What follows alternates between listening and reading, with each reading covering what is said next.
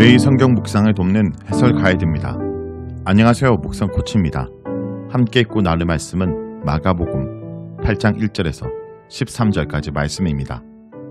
큰 무리가 예수님 주위로 몰려들었고 예수님과 함께 사흘을 지냈으나 먹을 것이 없었습니다.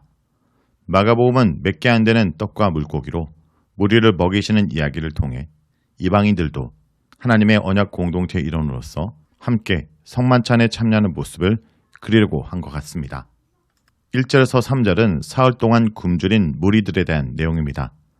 마가복음의 본문이 못 듣는 사람을 치유하는 이전 이야기와 연결되어 있음을 그쯤에 라는 단어를 통해서 나타냅니다. 큰 무리는 아마도 못 듣는 사람을 치유하신 후에 이 소식을 듣게 된 사람들로 보입니다. 기먹고 말 더듬는 자 치유 기적이 일어난 곳과 장소가 다른 곳에서 칠병이어의 기적이 일어났다는 언급이 없습니다. 10절에 가서야 달마루다 지방으로 가셨다고 언급합니다. 아마 이 기적은 여전히 데가볼리 지역에서 행해진 것 같습니다. 이방 지역에서 계속 사역하고 계신 것입니다. 그들은 이미 예수님과 함께 사흘을 지냈고 먹을 것이 없었습니다. 사흘 동안 이들이 어떻게 식사를 했는지는 구체적으로 언급되지 않았습니다. 다만 3절에 언급된 대로 저희를 굶겨 집으로 보내면 길에서 기진할 것이라는 언급을 보아 아마도 계속해서 먹지 못했을 가능성이 있습니다. 종종 7병이어의 이야기가 6장에 나오는 5병이어 이야기와 동일한 사건일 거라고 주장하는 자들도 있으나 두 이야기는 여러 면에서 다릅니다. 먼저 5병이어 사건은 제자들이 문제를 제기했으나 7병이어 본문에서는 문제가 예수님에 의해서 제기됩니다. 이 본문을 통해서 우리는 예수님이 우리의 영적 문제에만 관심을 보이시는 것이 아니라 우리의 육적인 부분에도 관심을 보이심을 알 수 있습니다. 이미 오병이어를 경험한 제자들에게 예수는 먼저 문제를 제기함으로써 제자들이 믿음으로 반응하기를 기대한 것으로 보입니다. 그러나 제자들은 강야 어디에서 떡을 구해 이 사람들을 먹일 수 있냐라고 도리어 질문합니다. 이러한 반응은 200데나리온의 떡을 사다가 사람들을 먹여야 하느냐고 질문했던 제자들의 반응을 생각나게 합니다. 제자들의 이 같은 반응은 오병이어 사건을 경험했음에도 불구하고 여전히 믿음으로 반응하지 못하는 그들의 무지와 불신앙을 여과없이 드러내고 있습니다. 마가복음은 계속해서 제자들의 믿음 없음과 무지의 주제를 서술해 가는데 이 같은 서술은 초대교회 공동체에서 제자들이 중요한 역할을 이미 감당했다는 것을 성도들이 알고 있다는 관점에서 이해해야 합니다. 제자들의 무리와 불신앙을 마가가 강조하는 것은 제자들을 폄하하려는 의도라기보다는 그들의 변화와 사역이 전적으로 하나님의 은혜와 역사였음을 드러낸 것입니다. 아울러 제자도에 대한 도전의 의미도 가집니다. 또한 마가복음의 이전 단락에서 수로보니게 여인의 믿음과 기먹고 말 더듬는 사람의 친구들의 믿음을 강조해서 보여주었는데 양자가 비교될 때 제자들은 믿음 없는 모습으로 묘사되고 있는 것입니다. 5절에서 8절은 칠병이의 기적입니다. 제자들의 반응에 예수님은 떡이 몇 개냐 있는지 묻고 제자들은 7개가 있다고 대답합니다. 7이라는 숫자는 기적 이후에 남은 7개의 강조리와 함께 이방 민족을 향한 메시아 잔치의 충만함과 풍요로움을 상징적으로 드러냅니다. 오병이어 기적과 함께 마가복음에 등장하는 칠병이어 기적에는 또 다른 상이점이 존재합니다. 오병이어 기적에서는 예수님께서 빵과 물고기를 함께 드시고 축복하신 것으로 기술합니다. 그런데 칠병이에서는 예수님께서 먼저 떡을 가지고 축복하시고 후에 생선을 드시고 따로 축복하십니다. 우리 번역으로는 같은 단어가 쓰였지만 헬라어로는 다른 단어가 쓰였음을 봅니다. 후자는 주로 신약 성경에서 성만찬을 나타낼 때 사용하는 단어입니다. 아마도 마가복음은 이 단어를 사용을 통해서 또한 떡과 물고기를 따로 축사하는 이야기를 통해서 이방인들도 하나님의 언약 공동체의 일원으로 함께 성만찬에 참여하는 그림을 이야기하려고 한 것 같습니다. 게다가 첫 번째 기적과 달리 여기서는 물고기 마리수를 정확하게 밝히지 않고 단지 몇 마리라고만 언급하는데 이 역시 물고기의 부차적인 성격을 엿보게 해줍니다. 예수님께서 이처럼 이방인들을 먹이신 기적은 과거 이스라엘의 출애굽 사건, 성만찬, 또한 종말론적 연회와 연관성을 가지고 있는 것 같습니다. 유대인들은 매년 유월절을 보내면서 과거 하나님께서 이스라엘을 광야에서 먹이신 사건을 회고하였습니다. 또한 그들은 앞으로 메시아에 의해서 베풀어질 종말론적 연회를 기대했습니다.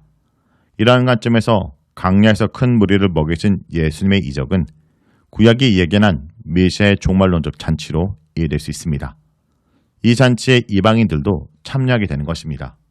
9절에서 10절은 사역의 마무리입니다.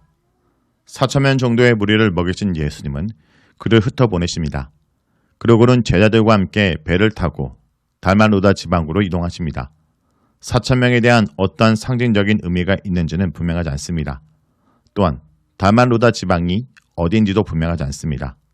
다만 이야기의 전개상 예수님과 제자들의 일행은 갈릴리 서편, 즉 유대인들의 지경으로 이동하신 것 같습니다.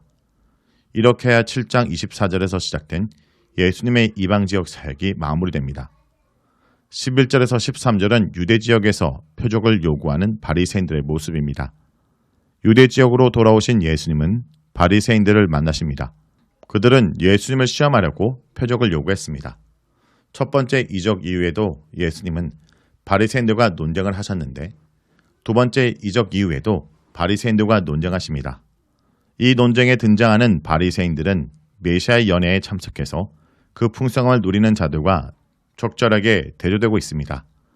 이들이 요구한 표적이 구체적으로 무엇인지는 본문에 기술되진 않습니다. 다만 예수님께서 하나님으로부터 왔다는 것을 보여주는 것과 연관되는 것 같습니다. 즉 예수님께서 하나님의 종말론적 메시아로서 자신이 하나님으로부터 왔음을 증명할 수 있는 표적을 요구한 것 같습니다. 마가복음은 그들의 동기가 예수님을 시험하라는 것이었음을 분명히 합니다. 바리새인들의 요구에 대해서 예수님은 깊이 탄식하십니다.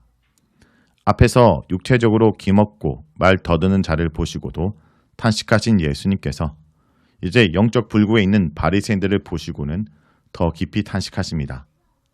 안식과 함께 이 세대에게는 표적이 주어지지 않을 것이라고 단호히 말씀하십니다. 여기서 예수님은 바리새인들을 이 세대로 더 확장해서 일반적으로 서술하십니다. 이것은 바리새인들의만의 문제가 아니라 예수님의 기적을 보고도 반응하지 않는 갈릴리의 유대인들 모두의 문제라고 선언하신 것입니다.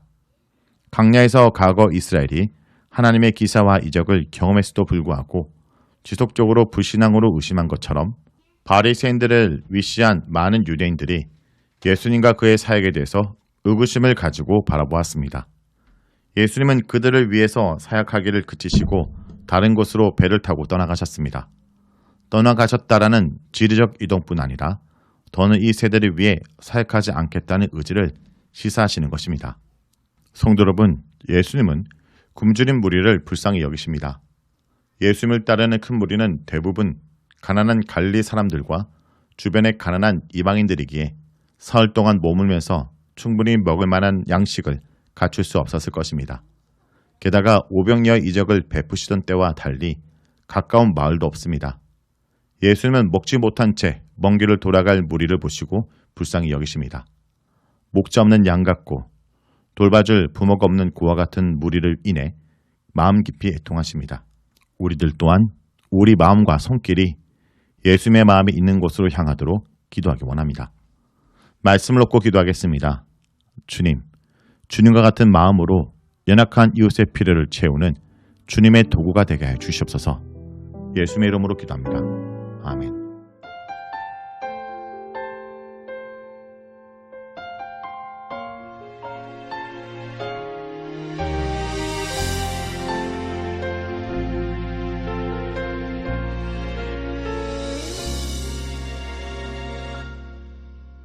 주님, 제 마음이 너무 둔해서 주님을 볼 수 없습니다.